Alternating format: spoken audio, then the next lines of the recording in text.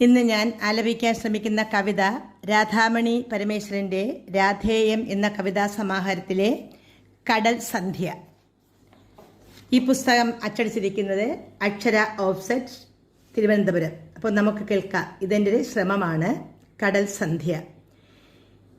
എരിഞ്ഞടങ്ങുന്ന പകലിൻ ജ്വാലയിൽ ഉരുകി തിളയ്ക്കുന്ന അഴിക്കു തണലായി അണിഞ്ഞൊരുകി കനകാംഗിയായവൾ ആഗമിച്ച അസ്തമയനാഥനെ പുണരുവാൻ.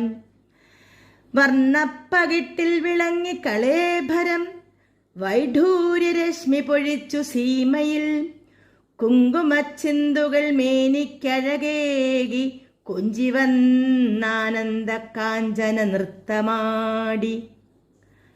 അഗാധ നീലിമയാൽ ആഭാത ചൂടം മോദിച്ചു തുള്ളി സാഗര സംഗമത്തിൽ രത്നാകര ഹസ്തങ്ങളിൽ വിരിയും നിൻചാരുത കോരിക്കുടിക്കും വർണ്ണപ്രപഞ്ചം.